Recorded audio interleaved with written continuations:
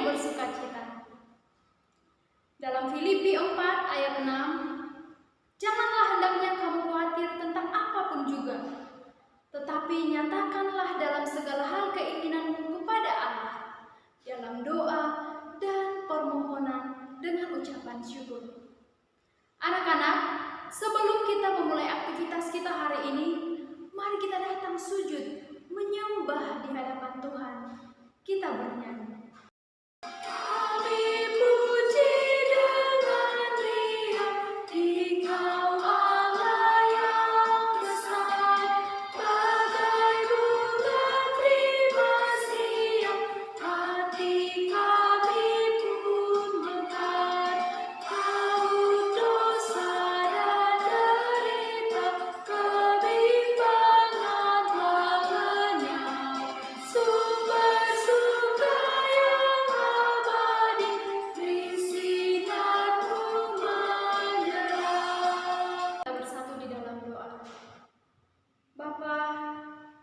Sungguh baik ya Tuhan dalam kehidupan kami.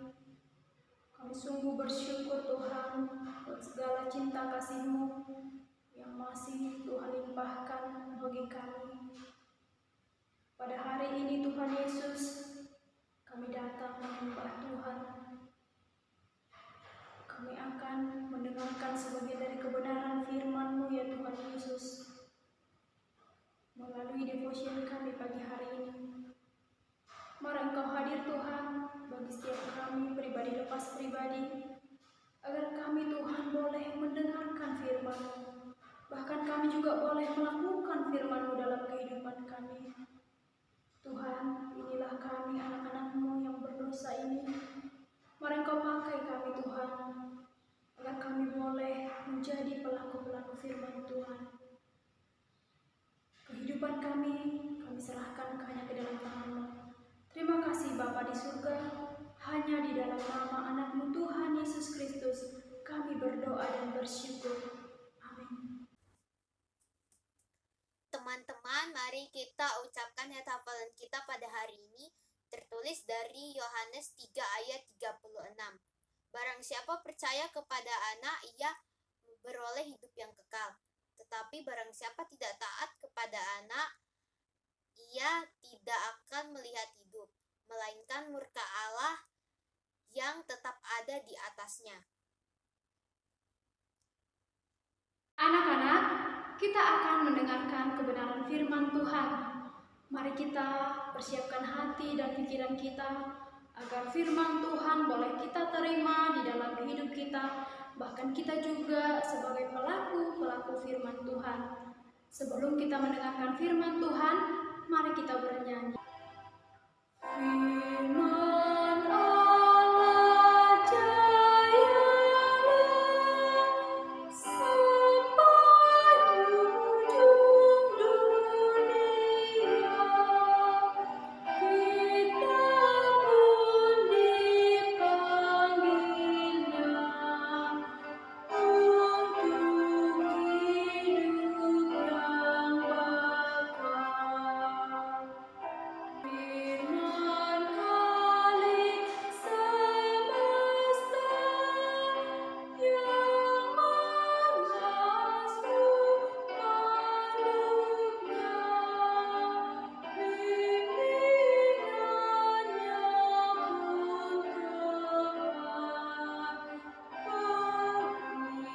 pun tepat bagi orang sesat.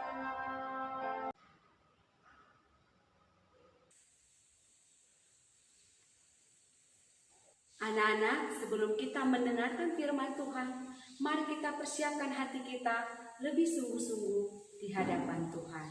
Kita bersatu di dalam doa. Tuhan Yesus, kami bersyukur dan berterima kasih Tuhan buat penyertaan Tuhan sepanjang hari di dalam hidup kami. Pagi hari ini Tuhan, kami datang di hadapan-Mu. Kami mau diajar oleh kebenaran firman Tuhan. Pimpin setiap hati kami Tuhan, agar kami boleh memahami dari setiap firman yang disampaikan. Terima kasih Tuhan, hanya di dalam nama Yesus kami berdoa dan mengucap syukur. Amin. Anak-anak, firman Tuhan buat kita pagi hari ini dari 1 Raja-Raja 19 ayat 1 sampai 21. Miss akan bacakan dari ayat 1 sampai 4. Selebihnya anak-anak baca di rumah. Ketika Ahab memberitahukan kepada Izebel segala yang dilakukan Elia dan perihal Elia membunuh semua nabi itu dengan pedang, maka Izebel menyuruh seorang suruhan mengatakan kepada Elia, "Beginilah kiranya para Allah menghukum aku, bahkan lebih lagi daripada itu. Jika besok kira-kira pada waktu ini aku tidak membuat nyawamu sama seperti nyawa salah seorang dari mereka itu." Maka takutlah ia, lalu bangkit dan pergi menyelamatkan nyawanya. Dan setelah sampai ke Berseba, yang termasuk wilayah Yehuda, ia meninggalkan bujangnya di sana. Tetapi ia sendiri masuk ke padang gurun sehari perjalanan jauhnya. Lalu duduk di bawah sebuah pohon arar, kemudian ia ingin mati, katanya. "Cukuplah itu, sekarang ya Tuhan, ambillah nyawaku, sebab aku ini tidak lebih baik daripada nenek moyangku." Anak-anak, sungguh mengherankan bahwa Elia menjadi sangat takut kepada Izebel setelah kemenangan yang begitu hebat atas Ahab dan nabi-nabi palsu itu. Allah sudah pasti akan melindungi Elia kalau saja ia tidak lari. Anak-anak, Ratu Izebel menyembah dewa Baal, dan karena ia mendengar nabi-nabinya dibunuh Elia, marahlah ia. Maka ia mengejar-ngejar Elia. "Sampaikan pesanku ini kepada Elia," teriaknya. "Semoga dewa akan menghukum aku jika aku tidak membunuhmu mulai besok."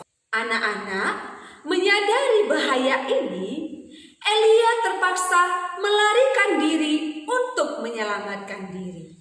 Dari kerajaan Israel, ia pergi ke kerajaan Yehuda, melintasi gurun.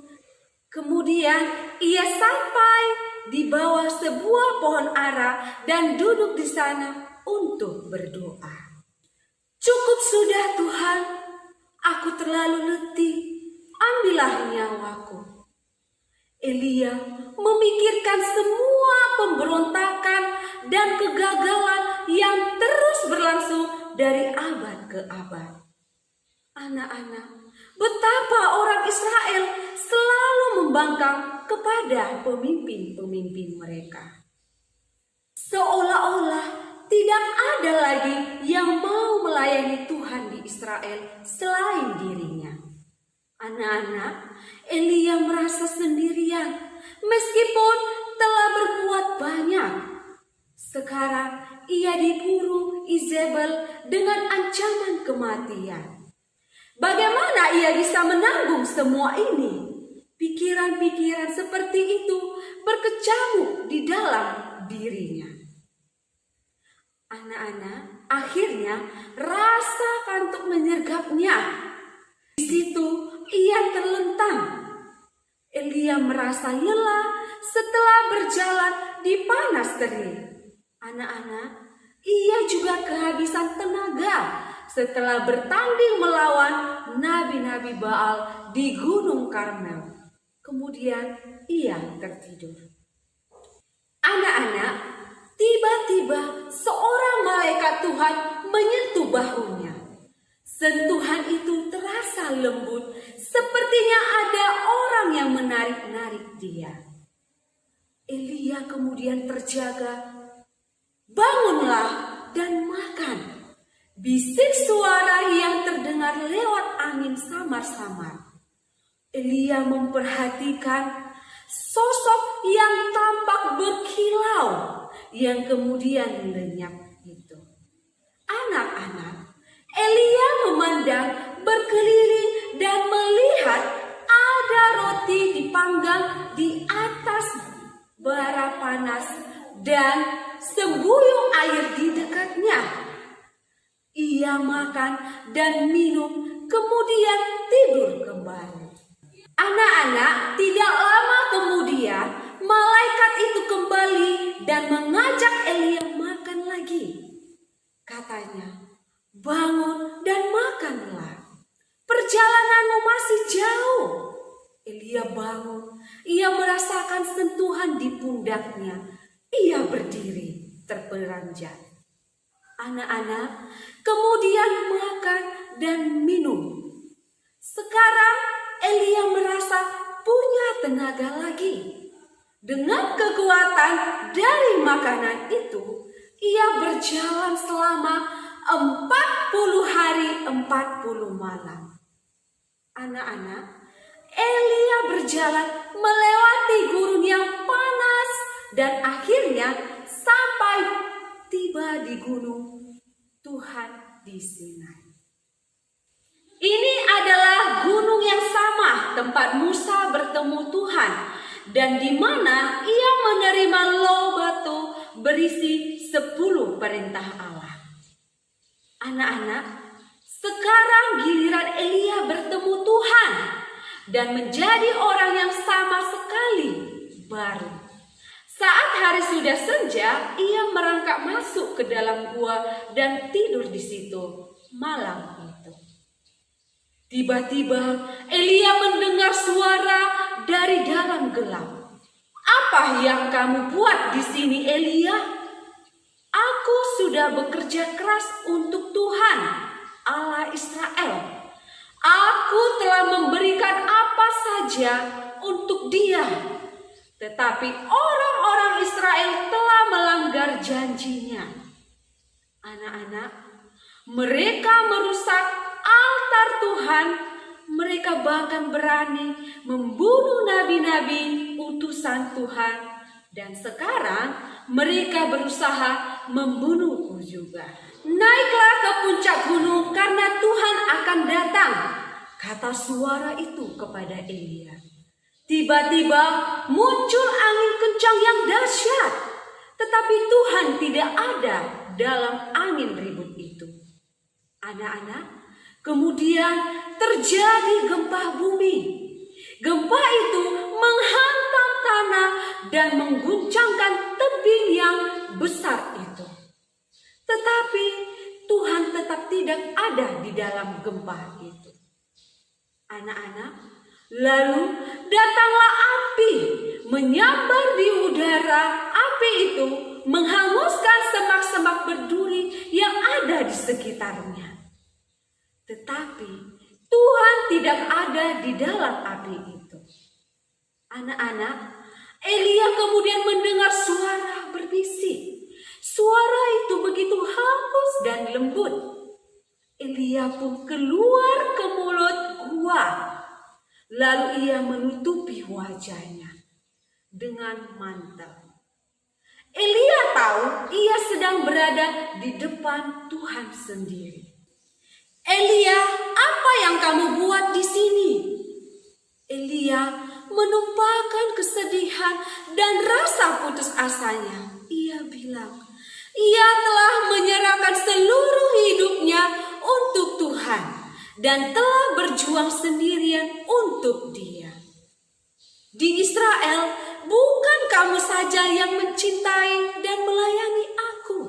Masih ada 7.000 orang Israel yang tidak menyembah Baal. Aku telah menyelamatkan mereka dan aku juga mengenal mereka. Pergilah dan urapilah Yehu sebagai Raja Israel yang baru. Juga jangan lupa mengurapi Elisa putra Safat. Ia akan menjadi nabi yang akan membantu tugas-tugasmu. Anak-anak, Elia menaati Allah dan kembali pada iman. Anak-anak, mari kita katakan, saya tidak akan memberi tempat pada ketakutan, karena Allah membangkitkan kekuatan. Saya tidak akan menjadi takut, karena Allah beserta saya. Saya akan menjadi kuat dan berani, karena saya merenungkan firman Tuhan. Anak-anak, demikianlah firman Tuhan buat kita pagi hari ini. Mari kita bersatu di dalam doa. Tuhan Yesus, kami bersyukur dan berterima kasih buat firman Tuhan mengajarkan kami untuk tidak takut karena Engkau Allah yang memberikan kami kekuatan.